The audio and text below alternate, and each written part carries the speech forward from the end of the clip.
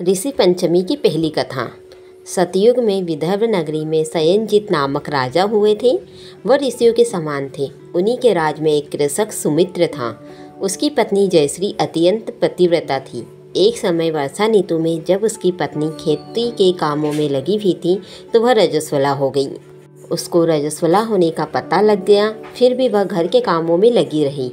कुछ समय बाद वह दोनों स्त्री पुरुष अपनी अपनी आयु भोग कर मृत्यु को प्राप्त हुए। जयश्री तो कुतिया बनी और सुमित्र को रजस्वला स्त्री के संपर्क में आने के कारण बैल की योनि मिली, क्योंकि ऋतु दोष के अतिरिक्त इन दोनों में कोई अपराध नहीं किए थे। इसी कारण इन दोनों को अपने पूर्व जन्म का समस्त विवरण याद रहा। वे दोनों कुतिया और बैल के रूप में उसी नगर में अपने बेटे सुचित्र के यहाँ रहने लगे। धर्मात्मा सुचित्र और अपने अतिथियों का पूर्ण सत्कार करता था। अपने पिता के श्राद्ध के दिन उसने अपने घर ब्राह्मणों को भोजन के लिए नाना प्रकार के भोजन बनवाए। जब उसकी स्त्री किसी काम के लिए रसोई से बाहर गई हुई थी तो एक सर्प ने रसोई की खीर के बर्तन में विष वमन कर दिया। कुतिया के रूप में सुचित्र की माँ यह सब देख रही थी। पुत्र की बहू को आने पर पुत्र की ब्रह्म हत्या से पाप से बचाने के लिए उसने उस बर्तन में मुँह डाल दिया। सुचित्र की पत्नी चंद्रवती से यह कुतिया का यह कृत्य देखा न गया और उसने चूल्हे में से जलती लकड़ी निकाल के उसे मार दिया। बेचारी कुतिया मार खाकर इधर उधर भागने लगी। चौके में जो झूठन आदि बची रहती थी वह सब सुचित्र की बहू उस कुतिया को डाल देती थी, लेकिन क्रोध के कारण उसने वह भी बाहर फेंकवा दी। सब खाने का सामान फेंकवा कर बर्तन साफ करके दोबारा पूरा खाना बनाया। रात्रि के समय भूख से व्याकुल होकर वह कुतिया बैल के रूप में रहे रहे अपने पूर्व पति के पास आकर बोली, हे स्वामी, आज तो मैं भूख से मरी जा रही हूँ। वैसे तो मेरा पुत्र मुझे रोज खाने को देता था, लेकिन आज मुझे कुछ नहीं मिला। के विष वाले खीर के बर्तन को अनेक ब्रह्म हत्या के भय से छूकर उनके न खाने योग्य कर दिया था। इसी कारण उसकी बहू ने मुझे मारा और खाने को कुछ भी नहीं दिया।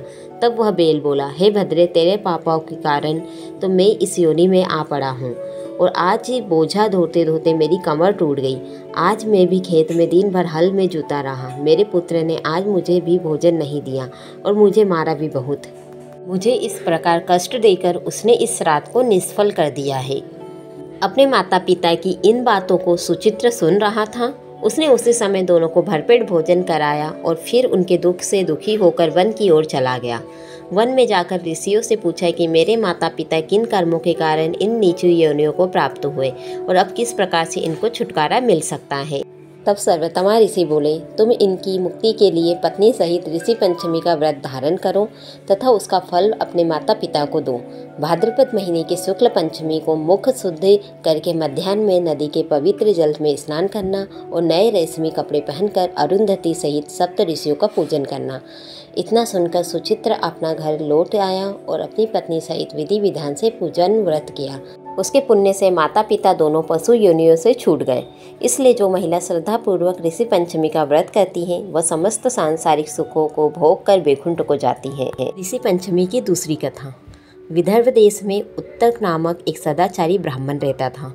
उसकी पत्नी बड़ी पतिव्रता थी जिसका नाम सुशीला था। उस ब्राह्मण के एक पुत्र तथा एक पुत्री, दो संतान थीं। विवाह योग्य होने पर उसने समान कुलशील वर के साथ कन्या का विवाह कर दिया। देव योग से कुछ दिनों के बाद वह विधवा हो गई। दुखी ब्राह्मण दंपति कन्या सहित गंगा तट पर कुटिया बनाकर रहने लगे। एक दिन ब्राह्मण कन्या सो रही थी कि उसका शरीर कीड़ों से भर गया। कन्या ने सारी बात माँ से कही। माँ ने पति से सब कहते हुए पूछा, प्राणनाथ, मेरी साध्वी कन्या की यह गति होने का क्या कारण है? उत्तक ऋषि ने समाधि द्वारा इस घटना का पता लगाकर बताया। पूर्व जन्म में यह कन्या ब्राह्मणी थी तथा इसने रजस्वला होने पर भी बर्तन छू दिए थे। इस जन्म में भी इसने लोगों को देखा देखी ऋषि पंचमी का व्रत नहीं किया, इसलिए इसके शरीर में कीड़े पड़े हैं।